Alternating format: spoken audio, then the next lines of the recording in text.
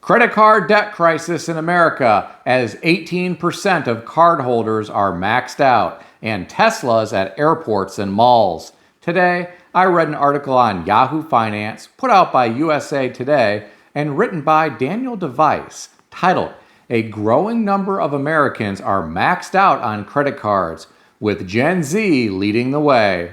According to the author, nearly one-fifth of credit card borrowers were using at least 90% of their available credit in the first quarter of 2024. Maxed out cardholders are far more likely to miss payments. Borrowers who became delinquent in early 2024 had a median utilization rate of 90% on their cards. On average, they were pretty much maxed out. Here are my thoughts. This is not good news. It is hard to believe that one-fifth of credit card borrowers were using at least 90% of their available credit in the first quarter of 2024.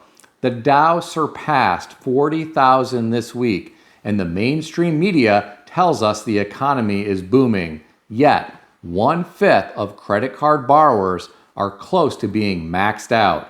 This should paint a picture for you relating to the disconnect between Wall Street and Main Street. The top 10% of Americans hold over 90% of all stocks, and the bottom 50% hold only about 1% of stocks. Many everyday Americans are not benefiting from the rise in equity prices. Many are struggling to pay their rent and put food on the table. Some are resorting to credit cards because their pay has not kept pace with inflation.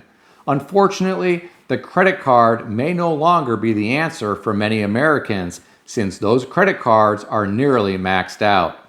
I'm sure a lot of these people have no emergency savings.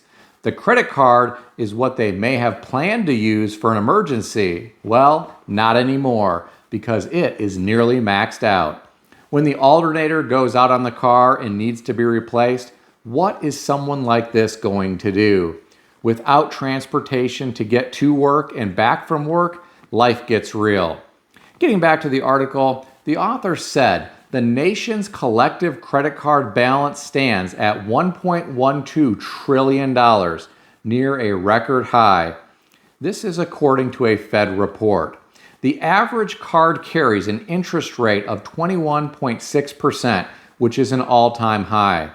The average card balance was $6,360 at the end of 2023, according to TransUnion, another all-time high. Well, my friends, my heart goes out to all of these people with these large credit card balances who are paying sky-high interest rates.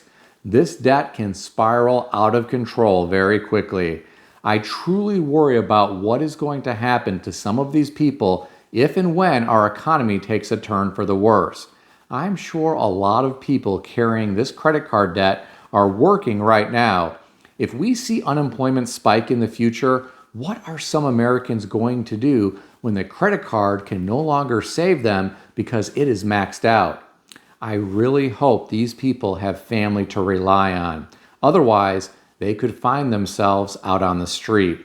You could really lose sleep thinking about what type of humanitarian crisis we could witness if we experience an ugly recession or a market correction resulting in companies laying off human capital in droves. I'm afraid a lot of people are ill prepared for a downturn. I wish more people would prepare for the worst just in case it comes to fruition. Many are going about their lives and not giving any consideration to the fact that the economic climate in our country could change at any time. Getting back to the article, the author said credit card delinquency is rising. In the first quarter of 2024, 6.9% of credit card balances fell into serious delinquency, 90 or more days late to be specific. This is according to Fed data, which is up from 4.6% in early 2023.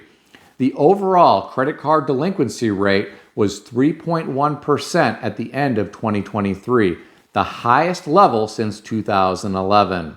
Here are my thoughts. Life gets tough when your credit gets trashed. Many people rely on credit to support their lifestyle. When you have bad credit, this either gets more expensive or it becomes prohibitive. I want to call attention to the fact that the author said the overall credit card delinquency rate at the end of 2023 was at the highest level since 2011. This was just 2 years after the great financial crisis started. Those were some dark times.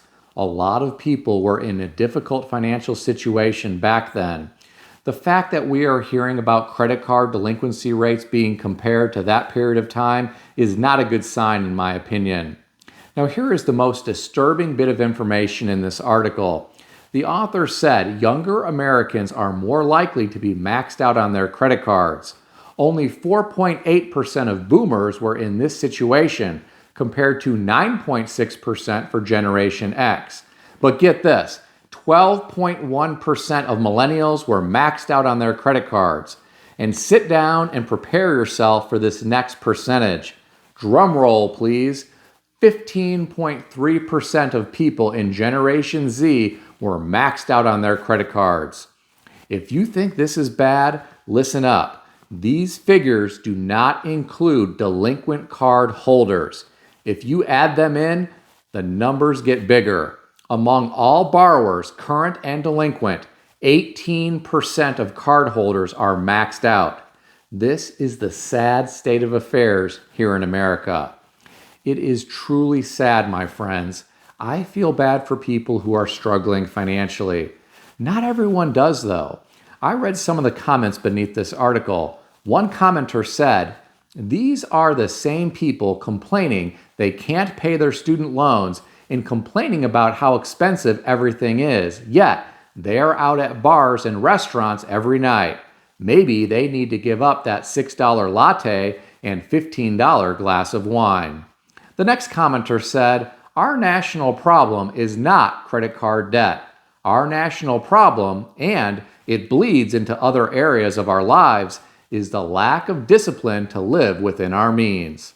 We keep playing keep up with the Joneses when they are doing the same thing, and the vicious cycle lives on." The last comment that I'll share with you is one that more people should pay attention to. This last commenter said, "A difficult lesson many of us had to learn the hard way, learning the difference between a want and a need." Well, my friends, a lot of Americans need to learn the difference between a want and a need, and they need to forego some of the wants. What do you think about all this? Share your thoughts in the comment section below. I have some more bad news to share with you. I read an article on ZeroHedge.com written by Tyler Durden, likely a pseudonym for writers at Zero Hedge, titled, "Unsold Teslas Pile Up in Mall Parking Lots. Big Discounts Likely."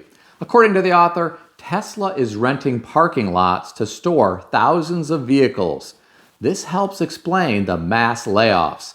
The author went on to say the electric automaker produced 46,561 more vehicles than it delivered to customers during the first quarter of 2024.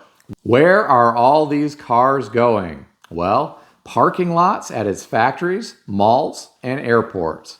Well, my friends, it is going to be really interesting to see what happens with Tesla in the future. And I think it is going to be really interesting to see what happens with other automakers who bet big on electric vehicles just to find out that the demand wasn't as great as they thought it would be. Let's say Joe Biden doesn't get reelected and the next president isn't as interested in pushing electric vehicles. Imagine the strain that could potentially be put on these automakers that spent massive amounts of money to produce electric vehicles. It really could happen. What do you think? Share your thoughts in the comment section below. If you have seen large numbers of Teslas being stored at a mall or airport near you, tell me about that in the comment section below as well. Please keep in mind that everything in this video is for entertainment purposes only, and nothing in this video is financial advice or advice of any kind. If you need advice, seek advice from a qualified professional in good standing who puts your interests first and foremost. If you enjoyed this video, consider subscribing to the channel. Please also consider sharing this video with your friends. I want to extend a special thanks to everyone who has subscribed to this channel. I want to also thank all of my channel members. If you would like to become a channel member, there is a link in the description beneath this video. You can read more about the different membership levels.